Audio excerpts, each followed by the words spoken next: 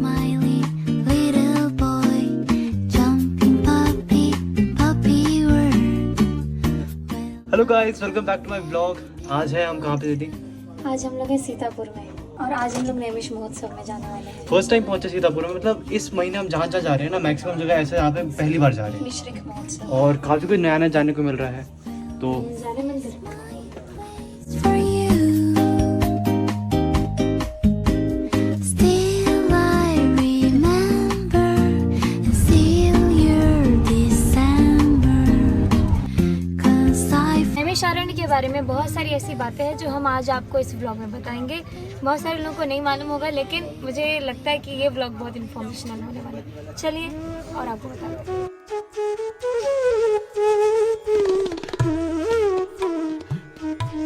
तो सबसे पहले हम लोग पहुंचे हैं ललिता देवी मंदिर में और इस मंदिर की, इस स्थान की बहुत बड़ी बातें हैं जो मुझे अभी गाड़ी में थोड़ा सा ब्रीफ में पता चला है, लेकिन पंडित जी जिनसे हम मिलने के लिए जा रहे हैं वो हमें पूरा अच्छे से बताएंगे। तो आप बने रहिए इस ब्लॉग में।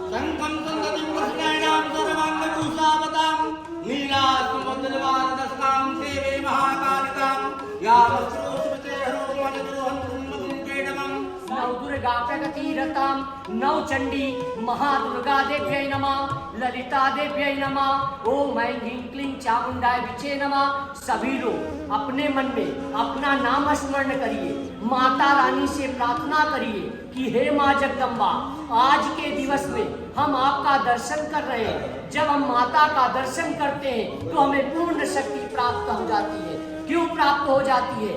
क्योंकि ये आरण्य है। आरण्य माने जंगल होता है और जब माँ ने नैमी को स्थित कर दिया तब इसका नाम नैमिषारण्य पड़ गया।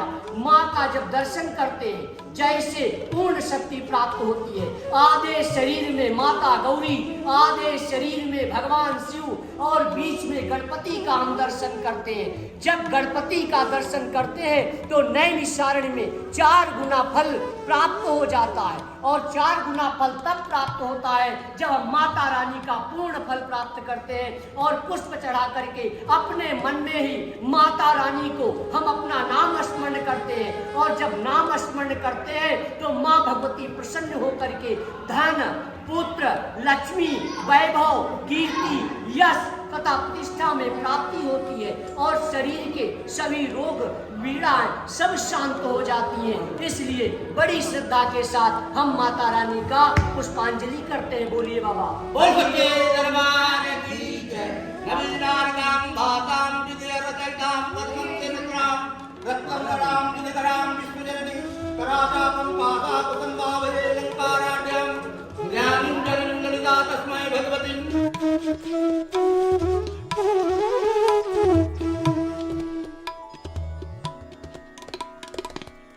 माता के साथ जो भी आपको कहना है मुझे अपने कह दीजिए। थोड़ा गीत गा दीजिए जो आपकी इच्छा। ब्रह्म ललिता नारायणी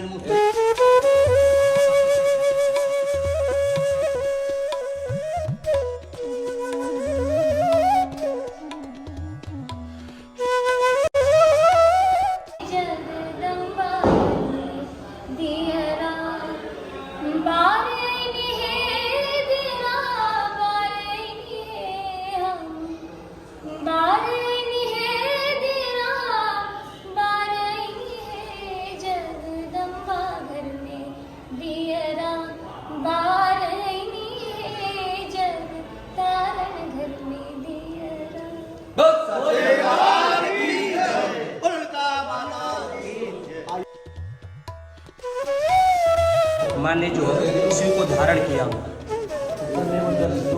10 महाविद्या शिवलिंग।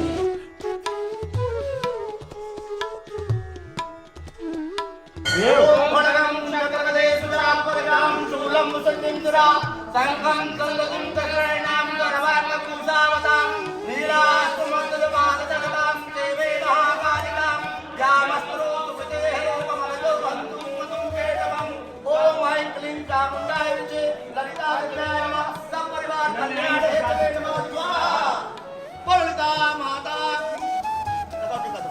ब्रह्मांड की रचना लय सृष्टि स्थिति तीनों का प्रादुर्भाव है। पंचवेद आसन नीचे में है, इधर ब्रह्मा की उत्पत्ति, इधर विष्णु की, सदाशिव काम कामेश्वरी काम मुद्रा में सृष्टि का प्रादुर्भाव लय सृष्टि स्थिति तीनों का। इसमें पुष्प ले लीजिए, माँ का ध्यान करिए। आप ले लीजिए साहब, माँ का ध्यान करिए। ओम विष्णु सृष्टि विला हेतु भूता विश्वेश्वरी नगलाम प्रादास ललिते तपोर्णाम कामेश्वरी कमलेश महेश्वरी संभवी भी जगत जननीं पारित भाग देवतीत भागासु उपदेशुरीत या श्लोक पंचमी ललितांबिकां सौभाग्यसु ललित पठित प्रभात तस्मै सर्वमंगल मांगल्ये शिवे सर्वार्थ साधिके शरणे त्र्यंबिके गौरी नारायणी नमोस्तुते मंत्र पुष्पम माल्यां समर्पयामि नमः। ओ ललिता माता की पुष्प चढ़ा दीजिए।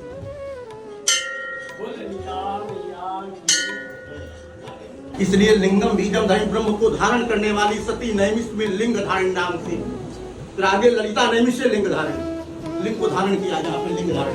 जैसे महाराज ज्योतिर्लिंग का दर्शन किया है, 7 पुरियों का दर्शन किया है, कहीं पे लिंग को धारण नहीं किया, लिंग को धारण नहीं सारे में ही किया। यही से विश्व की सृष्टि लय स्थिति तीनों का प्रादुर्भाव है।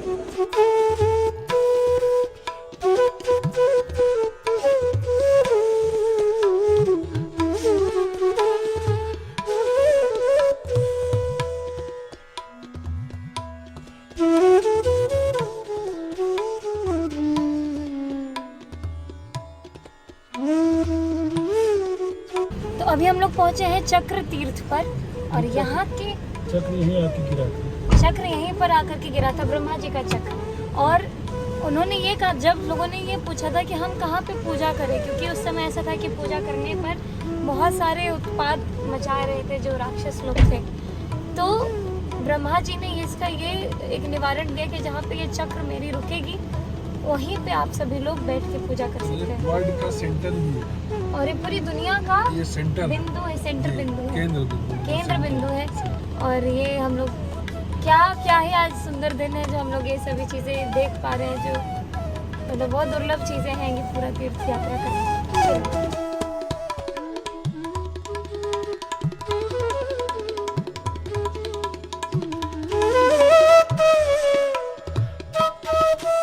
जो आप तीर्थ देख रहे हैं, इस तीर्थ का सबसे पहले जो वर्णन आता है, हम लोग जो सत्यनारायण भगवान की व्रत कथा को स्मरण करते हैं, उसमें पहला श्लोक यही कहता है, एकदा नैमिषारण्य ऋषिया शौनकादया प्रपच्छर मुनिया सर्वे सोतम पौराणिकम फल। यहीं पर बैठकर महर्षि सूत जी ने शौनकादिक ऋषियों को प्रथम बार ऋषियों को श्री सत्यनारायण भगवान की व्रत कथा का रसपान कराया। भगवान ब्रह्मा ने जब सृष्टि का प्रादुर्भाव किया तो प्रादुर्भाव करने के पश्चात सबसे पहले उन्होंने कालखंडों का विभाजन किया, समय का विभाजन किया, सतयुग, त्रेता, द्वापर और कलयुग। हर युग की अलग अलग सीमा गणना हुई। तो पद्म पुराण के अनुसार श्लोक आया, सतयुगे नैमिषारण्य त्रेतायाम चपुष्करे द्वापरे कुरुक्षेत्रे कलौ गंगा पुरकते। सतयुग में नैमिषारण्य तीर्थ की उत्पत्ति हुई, त्रेता में पुष्कर तीर्थ की उत्पत्ति हुई, द्वापर में कुरुक्षेत्र की उत्पत्ति हुई और कलयुग में भगीरथ जी के माध्यम से गंगा जी का प्रवर्तमान। 88,000 ऋषियों ने आपस में एक संगोष्ठी की और संगोष्ठी करने के पश्चात भगवान ब्रह्मा से आग्रह किया कि हे परमपिता परमात्मा, आप हमको कोई ऐसा दिव्य स्थान बताएं, ऐसा कोई हमको तपस्थान बताएं जहाँ पर बैठकर हम तपस्या आदि कर्म करें और जो भी तपस्या आदि कर्म करें उसका फल हमको पूर्ण रूप से प्राप्त हो। जिस केंद्र तक हम जाना चाहते हैं, इस केंद्र तक जाने का हमको उस भूमि से सामर्थ्य प्राप्त हो, उस भूमि में इतना गुरुत्वाकर्षण हो जो हमारे मन को स्वतः केंद्रित कर सके, ऐसा कोई हमको निश्चित विभाग चाहिए। भगवान ब्रह्मा ने ऋषियों के आग्रह को सुनकर अपने मन से ब्रह्म मनोमय चक्र का सृजन करते हैं और उस चक्र को छोड़ते हैं। ऋषियों से कहते हैं ये चक्र जहाँ पर क्षीण हो जाएगा, अर्थात इस चक्र मन रूपी चक्र को जहाँ पर मन को एकाग्र करने वाली भूमि प्राप्त होगी, ये मन वहीं पर क्षीण हो जाएगा। 88,000 ऋषि इस चक्र के पीछे में चलते हैं। ये चक्र पूरे पृथ्वी मंडल का भ्रमण करता है, जम्बूकारण्य, उत्पलारण्य, सिंधवारण्य, दंडकारण्य, अभयारण्य, इसी प्रकार से समस्त आरण्यों का भ्रमण करता हुआ इस आरण्य में प्रवेश करता है।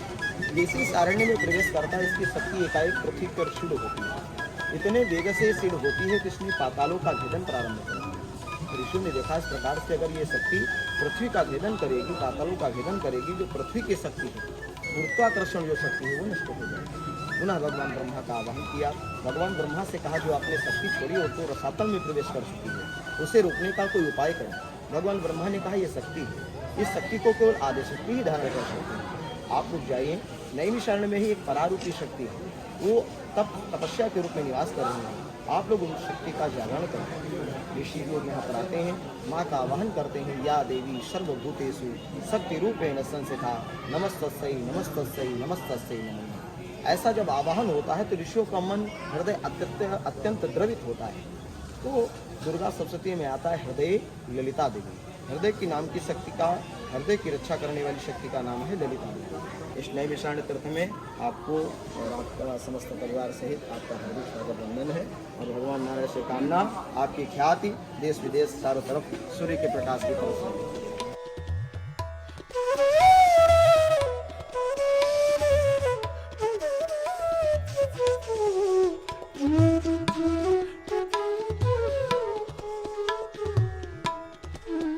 अब हम कहाँ पे जाने वाले हैं? अब हम जाएंगे व्यास गद्दी, जहाँ पर वेदों और पुराणों की रचना की तपस्थली है। मानव सृष्टि का उद्गम स्थल है, जो इस पृथ्वी के सबसे पहले पुरुष हुए मनु और पहली स्त्री हुई शत्रुपा। जैसे भगवान राम की जन्मभूमि अयोध्या, भगवान कृष्ण की जन्मभूमि मथुरा, उसी प्रकार से मानव और मनुष्य की जन्मभूमि नैमिषारण्य में मनु और शत्रुपा जी की तपस्थली है, वहाँ हम जाएंगे। चलिए चलिए।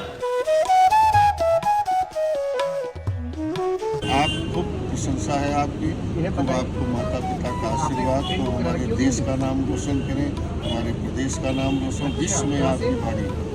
मैं आऊँगा, भाई भी आपका बहुत बढ़िया है। एक भाई और है, दोनों भैया वो तबला पे रहते हैं और बहुत हम देखा करते हैं। बहुत स्वागत है आपका। और ये थे हमारे यहाँ के प्रधान पुजारी, और वो आ रहे हैं आज शाम में हमारा कार्यक्रम भी सुनने के लिए।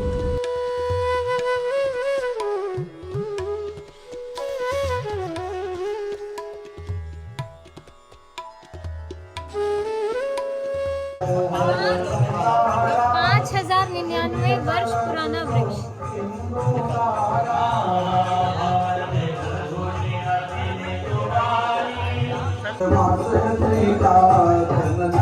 राधे राधे सफाई, राधे राधे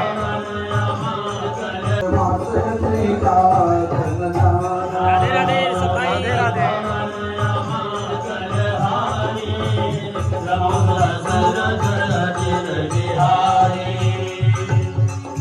चार वेद का विभाजन,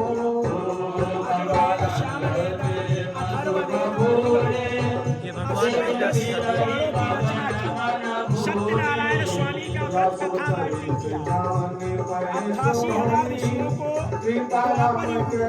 समस्त वेद पुराण शास्त्रों का ज्ञान उपदेश भागवत का ज्ञान।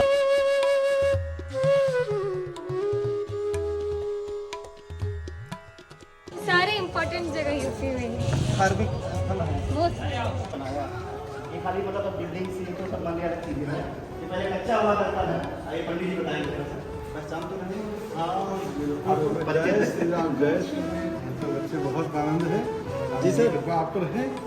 हाँ, और ऐसे ही आगे बढ़ते रहे, यही आशीर्वाद भी है। और पहला नाम था माहेश्वती, अयोध्या जी का पहला नाम माहेश्वती था। तो उसी वही जो है, जब राम वहाँ पैदा हुए, जन्म लिया, तब वो अयोध्या कहलाया। इसलिए जहाँ राम होते हैं वहाँ अयोध्या होती है, और जहाँ अयोध्या होती है वहाँ राम, ये जरूरी नहीं।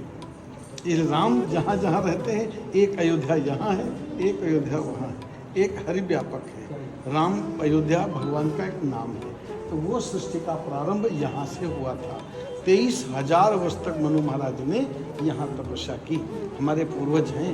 राम की जन्मभूमि अयोध्या, कृष्ण की जन्मभूमि मथुरा, मानव का जन्मभूमि नैमिषारण्य।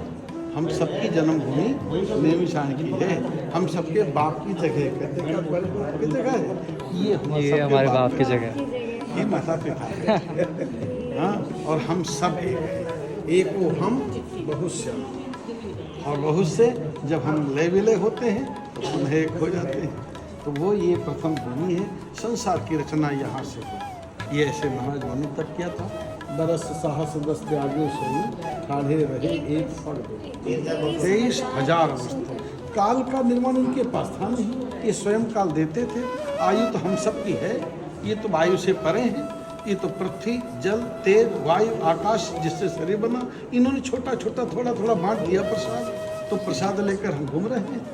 और हमारा आयु कर्म वित्तम विद्या और निधन 5 चीज़ें दी है, वही हम संसार में यहाँ भरण पोषण करते हैं, खर्च करते हैं, और जब पूरी हो जाती है घर लौट जाते हैं। 500 रुपये लेकर के यात्रा पर निकले थे, और जब खर्च होने लगते हैं तो यात्रा का मूड बन जाता है कि निकलो तो निकलो, निकल जाते हैं, फिर व्यवस्था करें, फिर आते हैं, यही आप। तो ये इस सब सृजन का भूमि ये सब।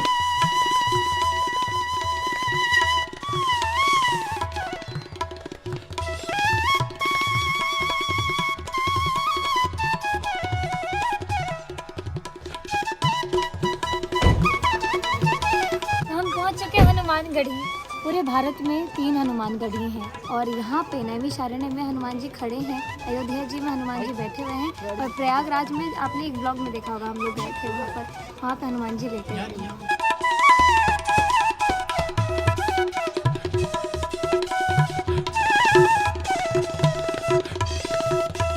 तो हनुमान जी गए हैं, अहिरावण का वध किया पाताल के अंदर, नैमिषारण्य में प्रकट होकर 88,000 ऋषियों को दर्शन दिया है, आशीर्वाद दिया है, वही ये दर्शन है। एक कंधे पे भगवान राम, दूसरे कंधे पे लखनलाल, और पैरों के नीचे ब्लैक दिखता अहिरावण। जिस किसी के ऊपर शनि राहु केतु मंगल दशा लग जाती है, तो शनिवार और मंगलवार को बाबा केवल घी सिंदूर का अभिषेक कराने से वो ग्रह कष्ट नहीं देते, ऐसा विशेष महत्व है।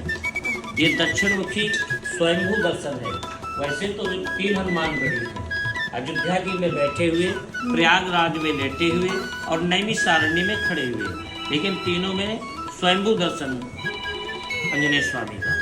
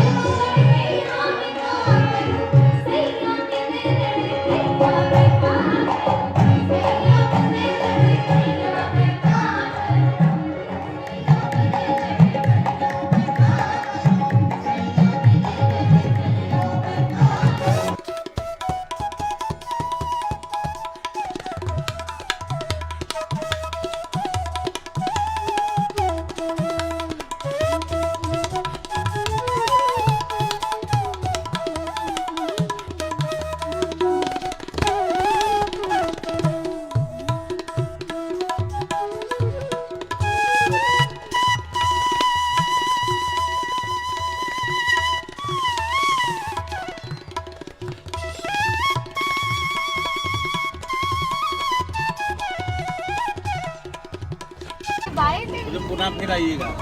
फिर आऊंगी। हमने फोन में देखा था। अच्छा, नाम बता दो अपना।